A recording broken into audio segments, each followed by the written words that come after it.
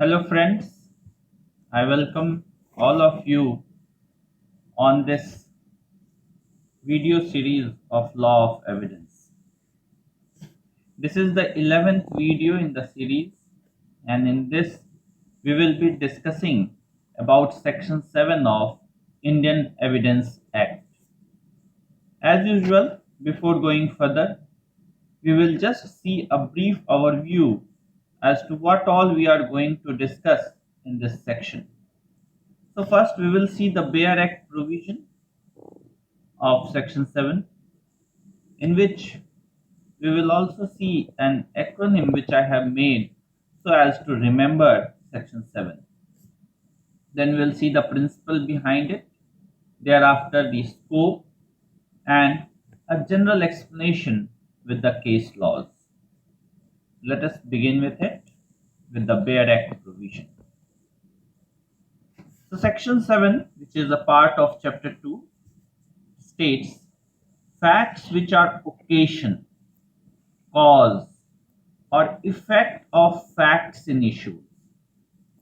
So facts which are occasions, cause, or effect, immediate or otherwise, of relevant facts or facts in issue, or which constitute the state of things under which they happened, or which afforded an opportunity for their occurrence or transaction, are relevant. So friends, section 7 makes something relevant if it is the occasion, if it provides the cause, if it provides the effect, if it provides the state of things, if it provides the opportunity under which it took place. There are certain illustrations attached to it, and mind you friends, these illustrations are very important because many a times they have been asked in the preliminary examination. A situation based question can be asked in the mains examination as well as in the interview. So let us study it in detail. So as we have seen that section 7 is a part of the concept of res gestae. As we saw that section 6 makes those transactions which are part of the same act, series of the same act, relevant. Same way, section 7 makes an elaboration upon it, and it provides some particular modes. It particularly mentions certain modes through which certain things are made relevant. Now for that in order to remember it, I have made an acronym called CEO. CEO stands for Chief Executive Officer. As you must be remembering that Indra Nooyi was the Chief Executive Officer of PepsiCo some time back. So I put this picture so that you can remember it well. S stands for state of things. O stands for occasions. C stands for cause. E stands for effect, and O stands for opportunity. So section 7, what it says is that if there is a fact and it is related with fact in issue or relevant fact, by any of these 5 means, that is, it is mentions the state of things, it mentions the occasions, it mentions the cause, it mentions the effect, it mentions the opportunity, then this fact becomes relevant. So to say in short, section 7 provides 5 ways through which a fact, if connected with fact in issue or relevant fact, becomes relevant. Now, what is the basic principle behind section 7? So behind section 7, there is principle of reasoning that is called induction method. Friends, there are 2 methods of reasoning. One is deductive reasoning, another is inductive reasoning. In deductive reasoning, from a general principle, we come to a special case. While in inductive reasoning, it's just opposite. that is, from a special case, we make a generalization. For example, if a person is cut, then certainly there will be blood spilled. Now, from this particular or special case, we make a generalization that wherever there is blood, some person must have been injured, some cut must have been made on him. So if we see that whenever a body part is cut, there is blood, then from this through inductive reasoning, we generalize that wherever there is blood, there will be a cut on the human body. Now, what is the scope of section 7? Is the scope, as it is said, by that state of things, occasion, cause, effect, or opportunity, are they unlimited, that is ad infinitum? Then the answer is no, they are not ad infinitum. For example, if you start linking a thing, you must have heard the story about egg and hen, as to which came first. If we go in a chain way manner, it will never end. Now, for anything, if we start looking at its cause or if we start looking at its event, it will become a chain reaction and it will never come to an end. So, section 7, however, limits it by using the word immediate or otherwise, under which they happened. I will just show you that it is occasion, cause, or effect, immediate or otherwise. State of things under which they happen. So they are referring not to infinity cause, infinite events, but only those which are immediate or otherwise, or those which are sufficiently connected, rather sufficiently closely connected.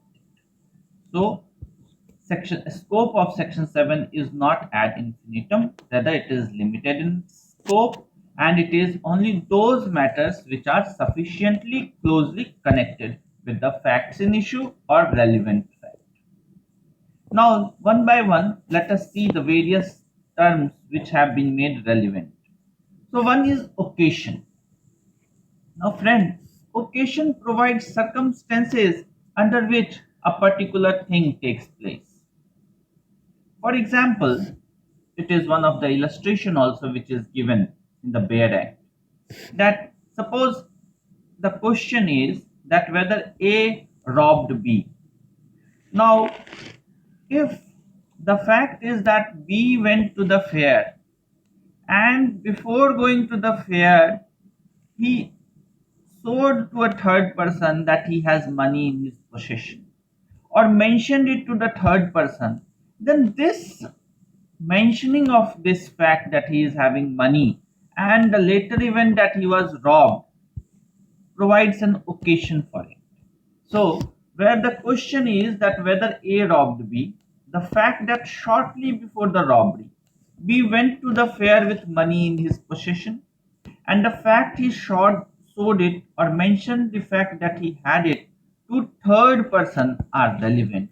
Why? Because they provide an occasion for the happening of the robbery. Next is cause. Now, cause is the reason why a particular act was done. It provides the basic reason of why that act was done. Now, the word cause and motive are very closely interlinked with each other. However, there is a difference between the two. The word cause is broad as compared to word motive. Motive is what is the term which we will study in our next section, that is section 8, while cause is the term which has been mentioned in section 7. So if there is rainfall, then one of its effect can be that there will be rainbow. So if a fact is connected with fact in issue or relevant fact, and the linkage between them is the cause, then this fact also becomes relevant under section 7. Now, effects. So Effects are the results of the action. So if a fact is connected with fact in issue or relevant fact, and that linkage between them is that it is the effect, then certainly it is also relevant. Now, an illustration has been provided in it, in the Bare Act, and this is also important illustration. It says that whether the question is that A murdered B. Now, if the struggle has taken place between A and B, then the marks on the ground which is produced due to the struggle, that marks on the ground provides the effect of the struggle, the effect of the fact or the relevant fact, then that fact also becomes the marks on the ground then becomes a relevant fact. So the question is whether A murdered B. Marks on the ground produced by the struggle at or near where the murder was committed are relevant fact. Similarly, footprints left behind at the murder scene are also made relevant under section 7 because it is the effect of the fact in issue or relevant fact. Similarly, unexplained scratches on the face of the accused. So if there are unexplained scratches on the face, on the body part of the accused, so they are also the effect of the struggle, effect of the fight. So they are also relevant under section 7. Now next is opportunity. The opportunity means there is break from the normal routine. There, suppose a work is done regularly in a particular way, and if there some day on which the incident took place, it was not done in that particular way, there was a break from the normal routine, then it provides an opportunity for the fact in issue or relevant fact. So any fact which is linked with fact in issue or relevant fact, and the linkage is that it provides an opportunity for the occurrence of these events, then that fact is also relevant. So where the question is whether A poisoned B, then the state of B's health before the symptoms ascribed to poison and habits of B known to A which afforded an opportunity for administration of poison are relevant. So the question is whether A has poisoned B. Then the thing that she has the knowledge of the habits of B. Then the symptoms which was produced by the medicines, the symptoms which she suffered from earlier than she was poisoned, all these are relevant because it provided an opportunity for A to poison B.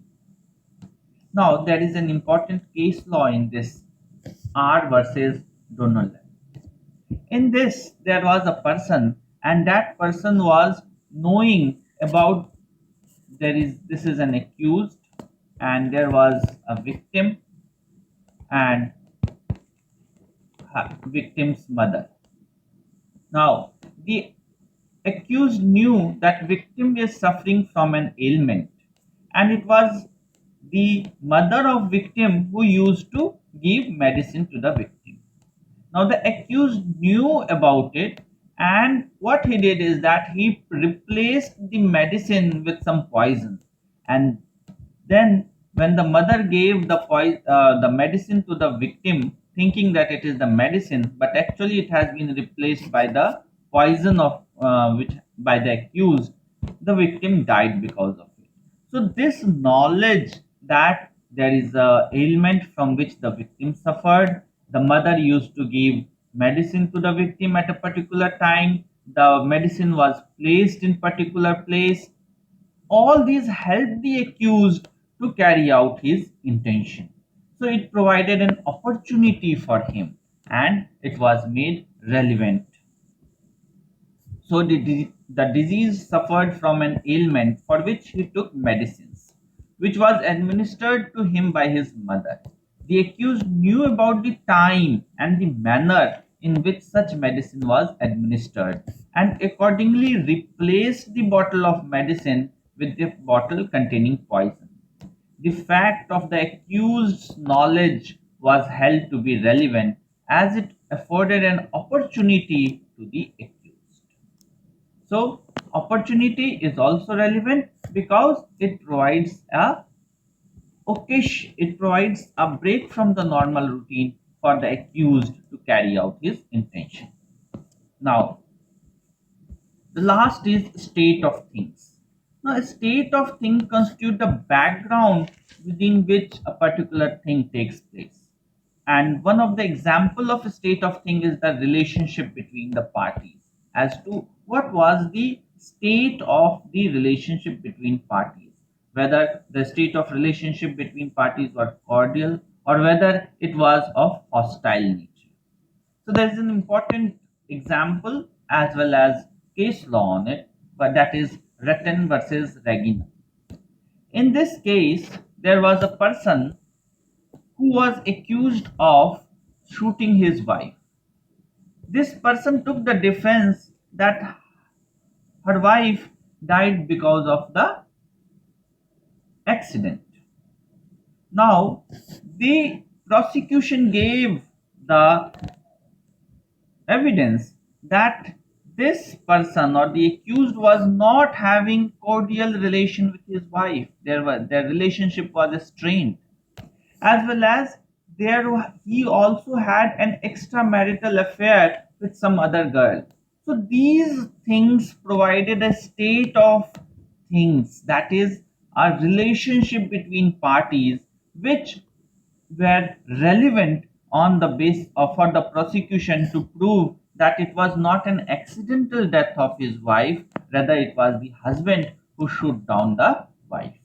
So, state of things provides the background within which a particular thing took place. Friends, these pictures are just allegories. They are just a depiction for you to remember the things. They are not the real one. So, in Ratten versus Regnum, the accused was prosecuted for shooting down his wife and he took the defense of accident. The fact that the accused was unhappy with his wife and was carrying an affair with another woman was held to be relevant as it constituted the state of things between the parties. So that is all with section 7. We will just have a quick recap of what all we have done in this video. So first of all, we saw that there are 5 particular modes in which a fact, if it is connected with fact in issue or relevant fact, are made relevant under section 7. These are state of things, occasion, cause, effect, and opportunity. Then we saw that the principle behind it is that of inductive reasoning, where from a special case we generalize. Then the scope of it is not infinity, rather only those which are sufficiently closely connected are taken into account. These are reflected by the use of words immediately or otherwise, under which they happened as mentioned in the Fair Act. Then we saw that occasion provides the circumstances within which a particular thing takes place. Cause provides the answer to the question why a particular act was done. Effect is the result of an action, and opportunity provides a break from the normal routine where a particular act is facilitated as such. Then, state of things provides the background within which a particular thing or a particular fact in issue or relevant fact takes place. That's all. Thank you.